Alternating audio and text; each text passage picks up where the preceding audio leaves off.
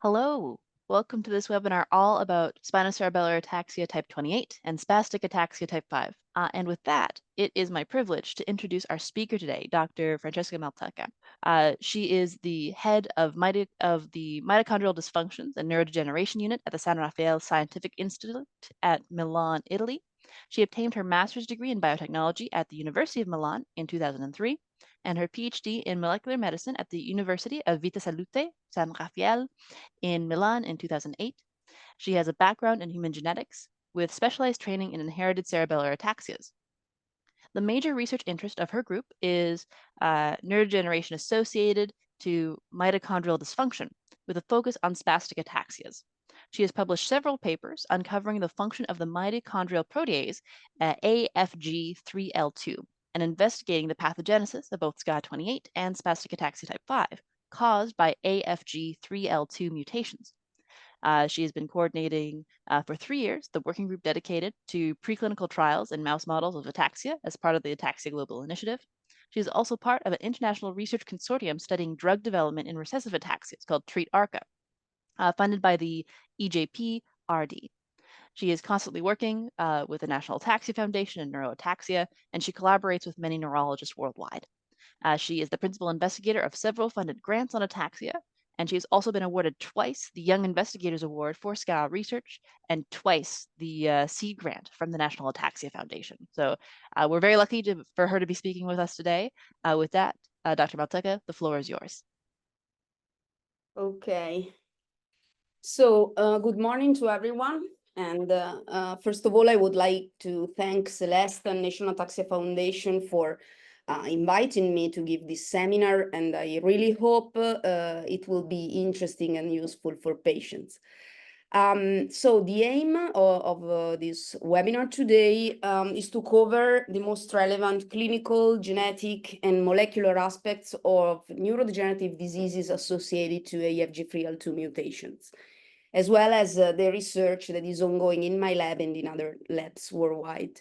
However, I want to point out before starting that I'm not a physical clinician, so but I am a neurologist and geneticist by training, so I apologize in advance if I cannot answer properly the more specific questions about clinical aspects of the disease. Okay, let's start with the history of SCA28 and SPAX5. SCA28 was identified in 2006 by an Italian group, the group of Alfredo Brusco, and this is the original pedigree. So as you can see, it is a 4-generation pedigree with 14 affected members, and it shows a clear dominant pattern of inheritance. Indeed, there are affected subjects in each generation. Actually, the proband indicated here and all the available affected individuals were clinically evaluated several times over the years, and these patients showed gait difficulties and limb ataxia, unbalanced standing, and gaze-evoked nystagmus as main symptoms at onset. And during the disease progression, they also showed oculomotor abnormalities such as slow saccades, ophthalmoparesis, and ptosis, but also pyramidal signs such as increased deep tendon reflexes and bilateral ankle clonus and Babinski sign. So the combination of a slowly progressive ataxia together with eye abnormalities and pyramidal signs was actually peculiar. And this suggested the researchers that this disease could be a novel form of cerebellar ataxia. And under an MRI standpoint, as you can see here, the proband in this pedigree showed a remarkable cerebellar atrophy, especially in the superior vermis, while the brainstem was spared. So to test the hypothesis of a novel form of spinocerebellar ataxias, researchers, first of all, excluded repeat expansions in other SCA genes, as well as in the DRPLA gene, and also they excluded association with other SCA loci. In order to identify the exact position of the gene that was causal for this novel form of ataxia, researchers performed a positional cloning, so a genome-wide screen that identified a linkage with chromosome 18 markers. So finally, they ended up in identifying a 7.9 megabases critical region on chromosome 18. And this was defined as the new locus for SCA28. And this is the original paper if you are curious to look into that. After that, the same group went on into the identification of the causal gene. And the critical region that they identified actually was quite huge, so 7.9 megabases, and it contains several genes. Among these genes, they selected 12 genes based on the expression profiles in the central nervous system that was, let's say, more consistent with the clinical phenotype of SCA28 patients. And among these genes, the most interesting one was AFG3L2. AFG3L2 encodes for the homonymous mitochondrial protease. Actually, it is an ATP-dependent mitochondrial protease located in the inner mitochondrial membrane. But I will go into the details of this protein later. So basically, sequencing of AFG3L2 gene revealed the mutation indicated here that resulted in an amino acid substitution E691K, that is a missense mutation, and was found in the proband as well in all the affected member of the pedigree. Also, the authors sequenced other, let's say, patients with an overlapping phenotype, and this analysis revealed other mutations in the EFG3L2 gene. And this is, again, the paper published by the group of Franco Taroni in 2012. A year later, Dr. Pisson and collaborators discovered another disease that was associated to mutations in the same gene, so AFG3L2. This disease was called SPAX5, that stands for spastic-ataxia type 5. This was the original pedigree described in the paper, and as you can see, it is quite different as compared to the previous one that I showed you for SCA28. As you can see, this is clearly a recessive pattern of inheritance because there are no affected people in the first 3 generations, while the affected children are present here in the 4th generation. And these children were affected by a severe neurological syndrome starting in early infancy with the gait difficulties and limb ataxia, myoclonic epilepsy, dystonia, spasticity, and also peripheral neuropathy. And basically, the patient, the proband, showed a remarkable cerebellar atrophy, as you can see here, while the asymptomatic mother showed a mild cerebellar atrophy, while the father was unaffected. This is a biopsy of the sural nerve of this patient showing peripheral nerve damage with signs of demyelination and remyelination with Schwann cells infolding. So the authors performed in this case a whole exome sequencing in the parents and in the affected children and identified this mutation in AFG3L2, so the Y616C that was present in homozygous state in the 2 affected children, while it was present in heterozygous state in the parents. So now we move to the mechanisms of SCA28 and SPAX5. As I said, SCA28 is an autosomal dominant disease. It is transmitted to both female and male offspring, and each child has 50% risk of inheriting the disease from the affected parent. Here I have reported another pedigree published 2014, The patient reported here is shown because of the remarkable ptosis, which is a characteristic of this disease. And as you can see here, of course, affected people are present in all the generations. In this cartoon, I'm reporting most of the SCA28 mutations identified so far. Here we have the structure of the EFG3L2 gene, and here the structure of the EFG3L2 protein. As I mentioned, EFG3L2 is a mitochondrial protease belonging to the AAA superfamily. So it is characterized by a mitochondrial targeting signal to be internalized inside the mitochondria, by a AAA domain that has ATP hydrolysis activity, and it is important for substrate binding, and the proteolytic domain that is important for degradation. But as I said, I will explain these features later. So the SCA28 mutations are heterozygous mutations consistent with the dominant inheritance of the disease. And as you can see, most of them are missense mutations. What does it mean? That there is an amino acid change that it is detrimental for the protein function. And interestingly, there is a distinctive cluster of this mutation in the proteolytic domain of the protein. There are some exceptions because 2 mutations have been identified in the AAA domain or a TPase domain, and also few truncating mutations have been found. For what regards SPAX5, this is an autosomal recessive disease.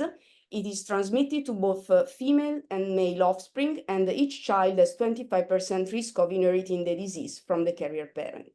And here you can see the pedigree, the original pedigree that I showed you before. Here I have reported the SPAX5 mutations reported in literature. And of course, this is a recessive disease, and so the mutations are biallelic, so they hit both EFG3L2 alleles. In some cases, as in the original pedigree, the mutations were homozygous, so both alleles carry the same mutation, that was the Y616C. And there are other cases in which the mutation is in homozygous state, like the M625I or the A572T. But there are many other cases in which there is a combination of mutations. So the patients are said to be compound heterozygous for EFG3L2 mutation. And in most cases, SPAX5 patients carry a truncating mutation, so a mutation that results in a premature stop codon, so resulting in a total absence or in the presence of a truncated protein on one allele, plus a missense change in the proteolytic domain on the other allele. Again, here there are some exceptions. As you can see here, there is a mutation in the AAA domain. But again, as for SCA28, the missense mutation mostly clusterized within the proteolytic domain. So the picture is further complicated by the fact that more recently, a third disease has been associated to EFG3L2. This is a dominant optic atrophy, a form of dominant optic atrophy, which has been called OPA12. And the clinical phenotype of these patients is rather different as compared to SCA28 and SPAX5 patients. Indeed, most of these patients do not present any signs of cerebellar ataxia or spasticity. Rather, they have problems in vision that can cause blindness due to the selective degeneration of the retinal ganglion cells in the retina. And so if we look at the mutation, this is a dominant disease, so the mutations, again, are in heterozygous state. And some of them appears to be de novo mutation. And in this case, interestingly, there is a distinctive cluster within the AAA domain of the protein. So this means that different mutations in the EFG3L2 gene could result in different clinical phenotypes. Okay, Regarding the molecular level, as I mentioned, AFG3L2 is a mitochondrial protease.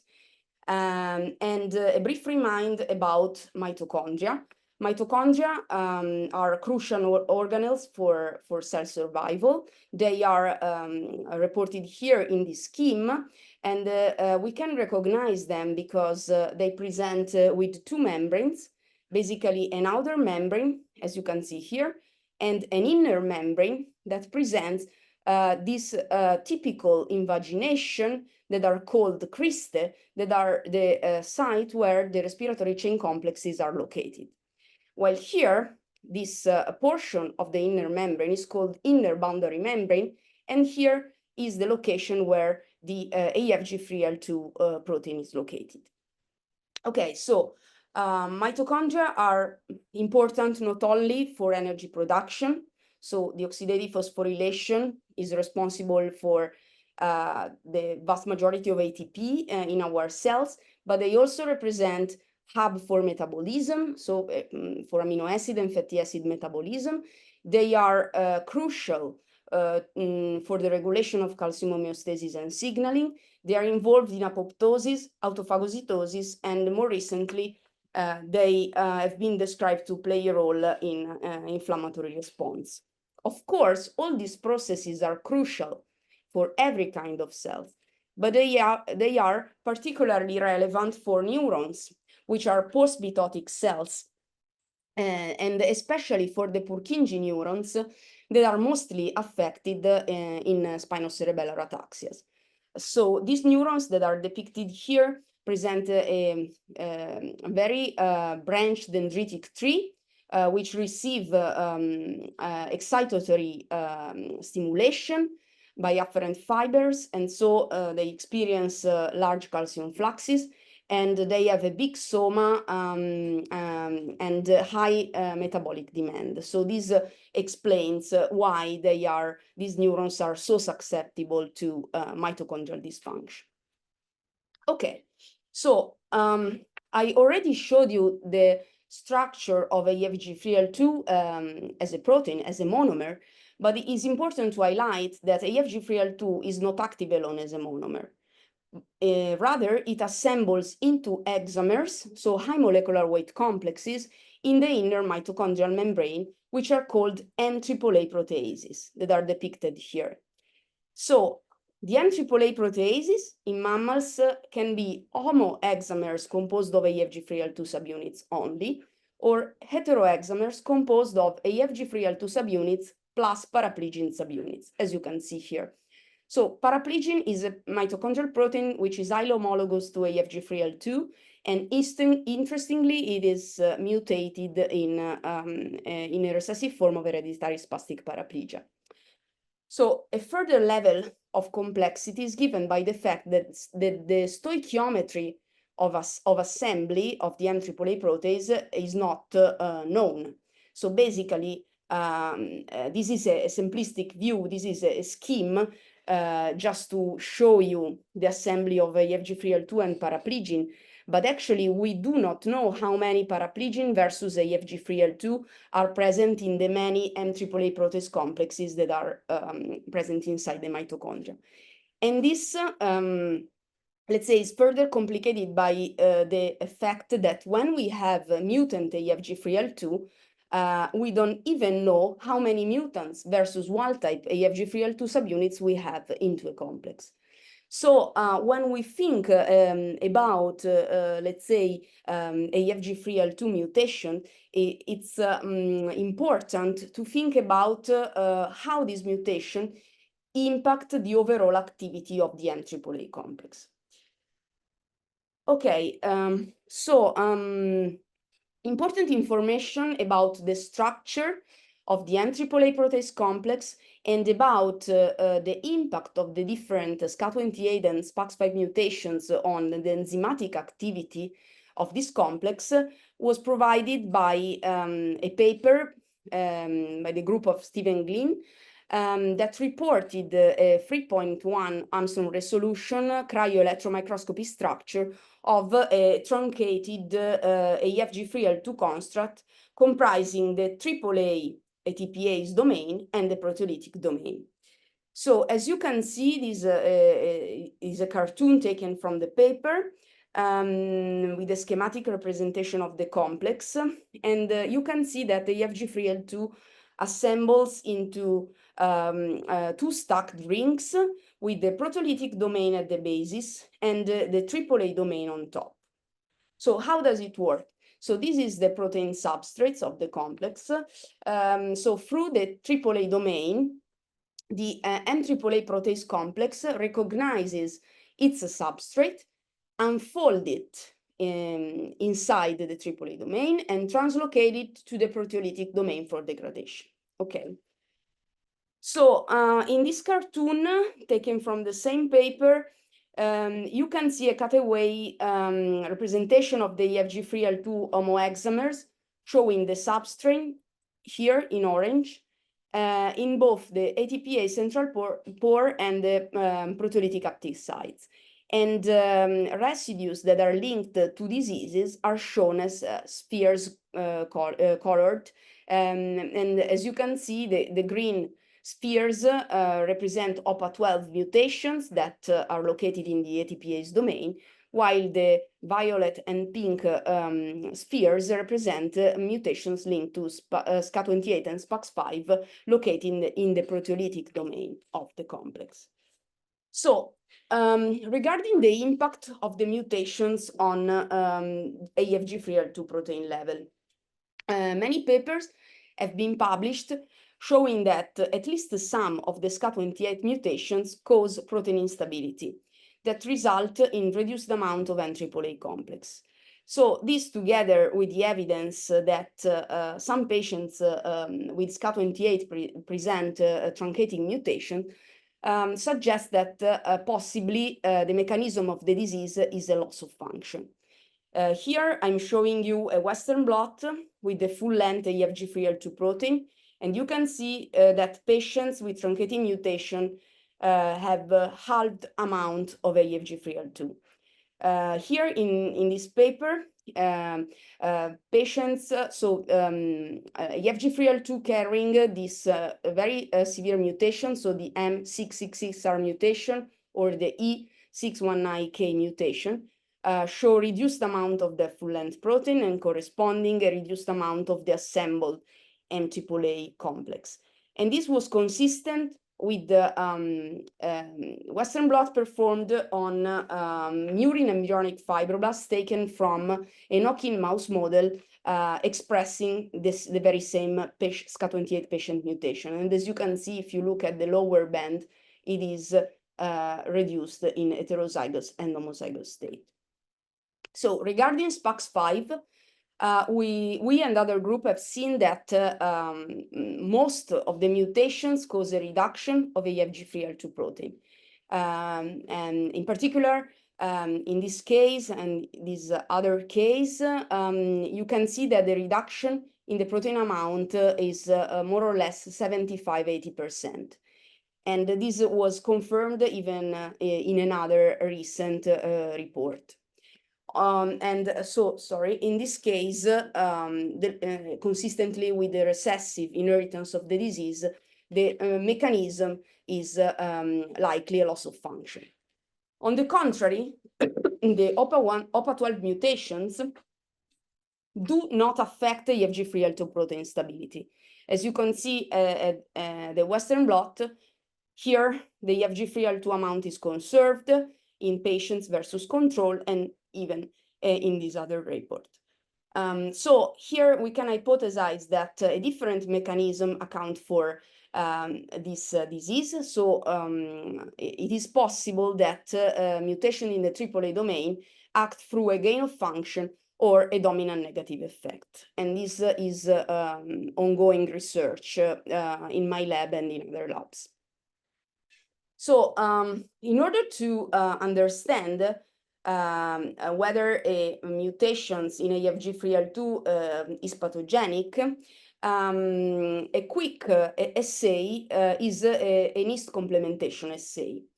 Indeed, yeast strain, although they are unikaryote unicellular organisms, do express the M-AAA complex. Okay, so actually, yeast strain lacking the M-AAA complexes grow on glucose, but they are unable to grow on non-fermentable carbon sources, such as on glycerol. And this, let's say, respiratory growth defect can be rescued if we overexpress in the disease strain the wild-type AFG3L2. However, if we express in this yeast strain lacking the M-AAA the AFG3L2 carrying the SCA28 mutation, as you can see, the respiratory growth defect is not reverted, meaning that these mutations are pathogenic. Another study showing the impact of SCA28 mutation on AFG3L2 activity is the one, again, by Stephen Glynn, in which they have assayed the ATPase rate and the degradation rate, expressing the various SCA28 causing mutations. As you can see, for example, with the M666R mutation that I mentioned already, which is one of the most severe mutations, the ATPase rate as well as the degradation rate are highly impaired. On the contrary, for example, in the case of this P688T mutation, they are mildly impaired. So this means that, of course, depending on the residue that is touched by the mutation, there could be a different impact on AFG3L2 activity. And so this is the reason why some mutations have, let's say, less expressivity. However, even if there is evidence in literature that SCA28 patients carrying this severe mutation show an earlier onset and a more severe disease as compared to those carrying these mutations, the P688T, at the moment, there are no sufficient information to establish a genotype-phenotype correlation in this disease. Okay, let's move to the diagnosis. So the suggestive clinical signs of SCA28 are listed here. So actually a young adult onset of the disease, although I have to say that this is very variable because it can range from 3 to 79 years. A very slowly progressive gait and limb ataxia, resulting in coordination and balance problems.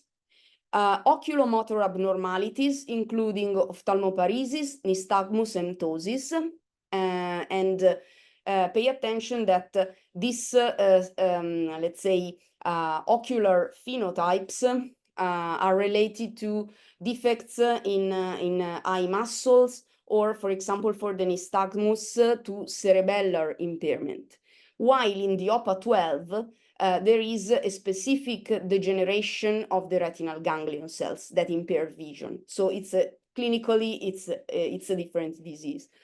Other clinical signs are hyperreflexia or brisk tendon reflexes, and in a brain MRI showing cerebellar atrophy, predominantly of the superior vermis, with sparing of the brainstem. And this is important for differential diagnosis because, for example, other more common SCAs, such as SCA1, SCA2, SCA3, or SCA6, have, let's say, a more progressive course of the disease and also an involvement of the brainstem.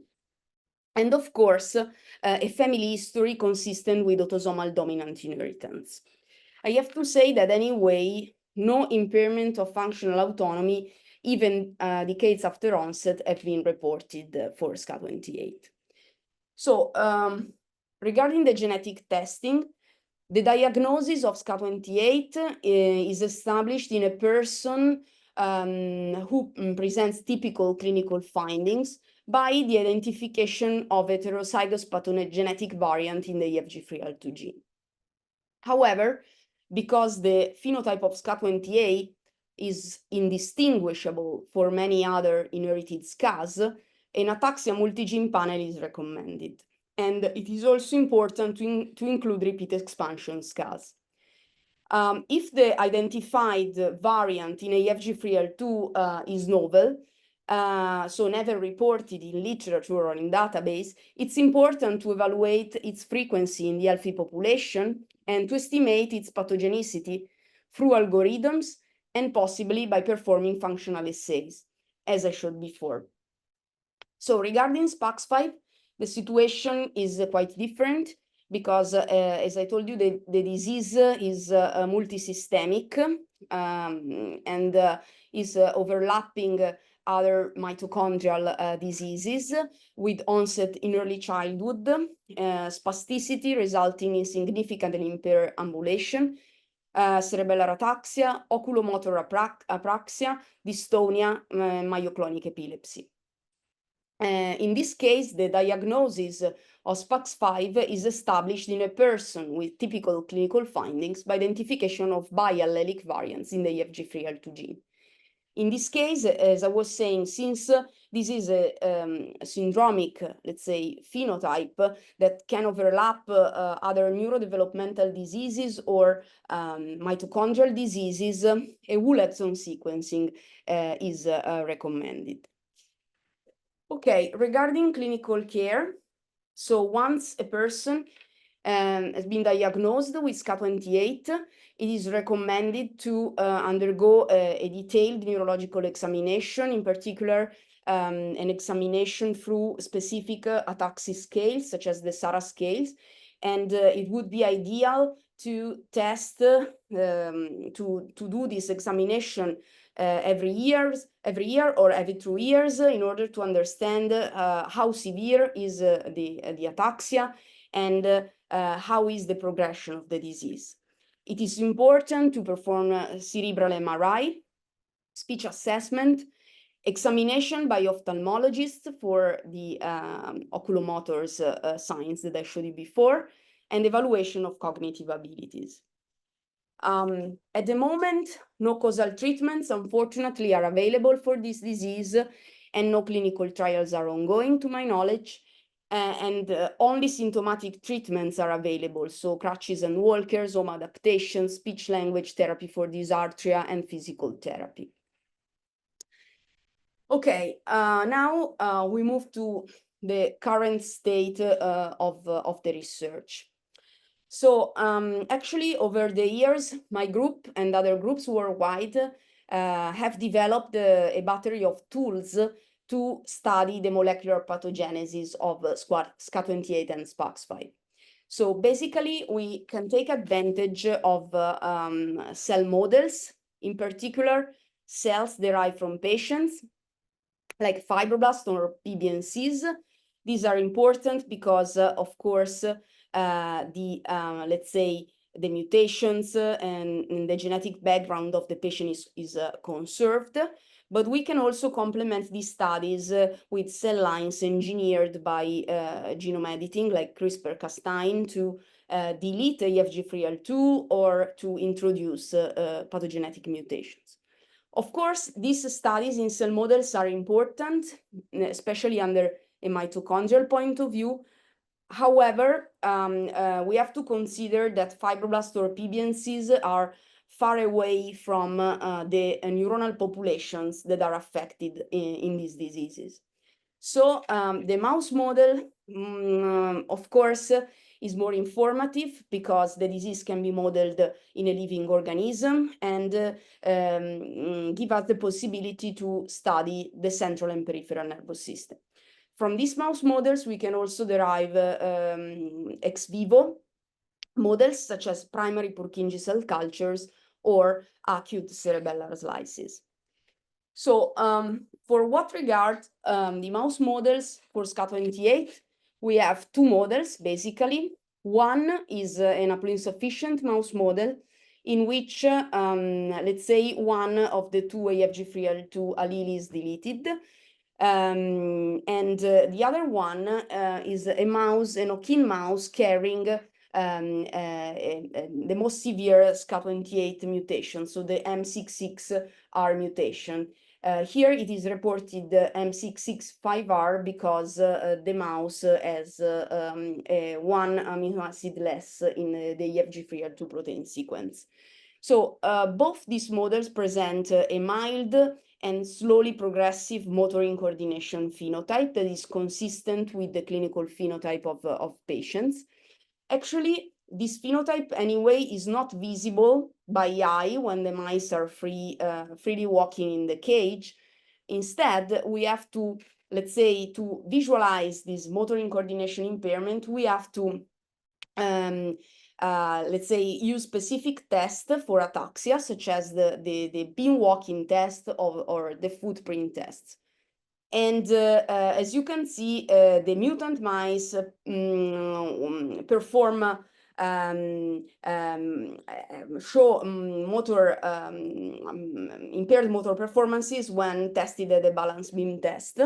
In this test, the mice are allowed to walk on a suspended bar, and basically we count the number of missteps that they do while crossing this bar and the latency to cross the bar.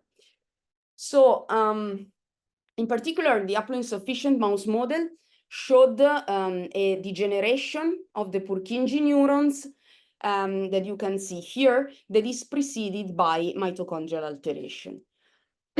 And this is the mouse model for SPAX5. As I said, in most of the cases that we have analyzed so far, there is a striking reduction of the EFG3L2 protein in SPAX5 patients. So we can consider the EFG3L2 null model a good model to study this disease. This mouse, as you can see, presents with a very severe neurological syndrome with widespread alteration in the central and peripheral nervous system. As you can see here, for example, in this panel, these are the Purkinje neurons in a control mouse, showing a round-shaped appearance, while here the Purkinje neurons in the knockout mice show altered morphology with the pronounced vacuolization, white vacuolization, that by electron microscopy we observe to be caused by the accumulation of aberrant mitochondria with destroyed crystal that you can see here. There are other similarities between the SPAX5 patients and the EFG3L2 knockout mouse. Indeed, at the muscle level, in the paper by Pearson et al., they reported the presence of altered mitochondria. And if you look at the mouse muscle specimen, we can see aberrant mitochondria here. And the similarity is really impressive at the level of the peripheral nerve. These are the sural nerve in the SPAX5 patients, and this is the sciatic nerve in the mouse. And as you can see, there are similar defects in myelination with the Schwann cell enfoldings. So, regarding the molecular pathogenesis, so I've prepared this cartoon to try to simplify let's say, the pathogenetic mechanism that my group and other groups have, let's say, defined over the years in different cell and mouse models. So basically, when EFG3L2 is dysfunctional, the M-AAA protease complex is not functioning properly, and there is an accumulation of misfolded and damaged proteins within the mitochondria, which alter the respiratory chain complexes, as you can see here, and generate a proteotoxic stress inside the mitochondria that activates a stress sensor of the inner mitochondrial membrane, which is called OMIA1. In turn, hyperactive OMIA1 cleaves two different substrates. The first one is OPA1, which is the mediator of mitochondrial fusion, and the second one that has been identified more recently is DELE1, that is the mediator of the integrated stress response. So the mitochondrial stress response that is caused by FG3L2 mutations or dysfunction involves mitochondrial fragmentation locally, because OPA1 is overprocessed, and so this results in mitochondrial fragmentation, sorry. On the other hand, the cleavage of DELE1 results in the activation of the integrated stress response at the cellular level. I know that this is quite complicated. I will try to show what we have found in the mice. So regarding the first pathway, we have seen in the SCA28 mouse model that mitochondria were actually fragmented with destroyed cristae. As you can see here, these are the mitochondria in the mutant mouse as compared to the mitochondria, as you can see, that are elongated and electron dense in the control. And also the Purkinje neurons appeared to be abnormal and with a darkening of the cytoplasm. And also the dendrites presented similar alteration. So this dark appearance of the Purkinje neurons is linked to pathological elevation in calcium. And indeed, to cut a long story short, we demonstrated that when EFG3L2 is absent or halved, basically mitochondria are fragmented with destroyed cristae. They have alteration in respiration, and they show impaired mitochondrial calcium uptake. Also, they are not properly transported to the terminal dendrites. And this results in a pathological calcium elevation. I remind you that Purkinje cells are particularly sensitive to calcium deregulation. And another evidence that calcium deregulation plays a role in SCA28 has been provided by a work published in 2015 by the group of Thomas Langer, showing that the MAAA protease regulates the turnover of a component of the mitochondrial calcium uniporter. So this is to say that there are many evidence that, let's say, link calcium deregulation to the pathogenesis of this disease.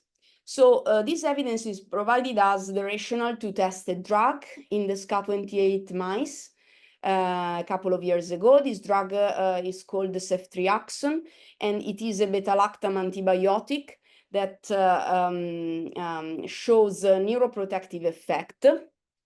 And in particular, it mitigates calcium deregulation, and in other models, it has been shown to dampen neuroinflammation. When we provided the ceftriaxone to the SCA28 mouse model, we observed an improvement in the motor performances of these mice, as well as an amelioration of the Purkinje cell appearance, as you can see here. And in the meanwhile, the efficacy of this drug has been proven in other forms of ataxia and also in myotonic dystrophy. However, there are some problems with ceftriaxone because in the context of SCA28 mice, this drug is targeting a downstream, let's say, event in the pathogenesis, so the calcium deregulation. And we observed that while the calcium deregulation was recovered, anyway, the mitochondrial alteration were not rescued by ceftriaxone treatment. This means that a prolonged chronic treatment with ceftriaxone might be necessary to exert a therapeutic effect if we think about a translational perspective. And unfortunately, in a recent clinical trial in ALS, ceftriaxone turned to be very toxic because it was given at very high dosages for prolonged time, and most of the patients, let's say, did not end the clinical trial because of the adverse effect. So We are not sure, of course, that this could be a real clinical perspective for SCA28 mice, but for sure gives information about the involvement of calcium and the possibility to target calcium as a therapeutic option for this disease. So regarding the second arm, let's say, of the molecular pathogenesis, recently OBA1 was found to cleave DELE1, that is the mediator of the mitochondrial mediated integrated stress response. So I don't want to go into the details of this because it is a very molecularly detailed pathway. Anyway, the integrated stress response in general, it is a protective pathway that helps cells to endure the prototoxic stress. And in this paper that we published last year, we found out that this pathway is strongly activated in SPAX5 patient cells as well as in the mouse model. So let's say, provided us the rationale to test a drug, which is called Cefin-1, which is a safe blood-brain barrier penetrant small molecule that has been already tested in other models of neurodegeneration, such as ALS, CMT, and multiple sclerosis. So the mode of action of this drug is to prolong this integrated stress response. And I have to say that it is now in clinical trial for the treatment of ALS. So basically, when we gave this drug to the EFG3L2 knockout mouse model that I remind you shows a very severe phenotype, we observed a remarkable amelioration in terms of weight and general appearance of the mice and the extended lifespan, and also the morphology, as you can see here, of the Purkinje cells were remarkably ameliorated by Cefin-1 treatment. And also, we observed an amelioration of the mitochondrial morphology, as you can see here, as well as mitochondrial function. And now other studies to optimize the treatment with Cefin-1 are ongoing in my lab. And the last slide that I want to share with you is about a recent approach that we have developed in my lab. So we are in parallel to Cefin-1 developing a preclinical gene therapy approach for SPAX5 with the aim to restore physiological levels of EFG3L2 in the EFG3L2 knockout mice by using adeno-associated vectors. Most of you probably know adeno-associated viruses are the leading platform for in vivo delivery of gene therapies, and AAV9 is among the most used capsid in clinical application. And indeed, it has been successfully used for intravenous or intra-CSF treatment of severe neurological disorders affecting very young patients, such as for SMA patients or GAN patients. So this is the strategy that we are developing. So we will use an adeno-associated vector expressing EFG3L2 or GFP as control, and the plan is to treat the mice systemically or intracerebroventricularly in order to see whether this therapy is able to rescue the SPAX5 phenotype. And I want to underline that this project in particular has been recently funded by National Ataxia Foundation. So with this slide, I have concluded, and I invite you, all the patients, to write to Celeste that can forward emails to me in order to try to answer your questions about the mutations, the treatments, and the research ongoing for these diseases. And I thank you for your attention. Thank you so much, Dr. Maltecca. For anyone who has questions after this webinar is done that they would like to send to Dr. Maltecca, please email research@ataxia.org, and we will pass them along to her. We're going to dive right into questions. First question, Dr. Maltecca, how many people in the world have SCA28? This is a good question. So not so many. It's difficult to answer this question. So it is estimated that the prevalence of this disease in Europe is around less than 1 in 100,000. Okay. So I don't know precisely in the US. I think that patients, based on the reports, could be between 200 and 300 people affected by this disease. And but then the prevalence is very difficult to establish. Of course. And then from the data that is available, is spastic ataxia type 5, is that more or less common than SCA28? It is, I forgot to underline this, it is less common. It is a very rare condition because, of course, the mutations are recessively inherited. They are biallelic and they impact very much on the MAAA protease functionality. But anyway, I have to say that in the last months, papers showing and reporting SPAX5 patients are increasing. So probably the awareness about this condition is growing every day.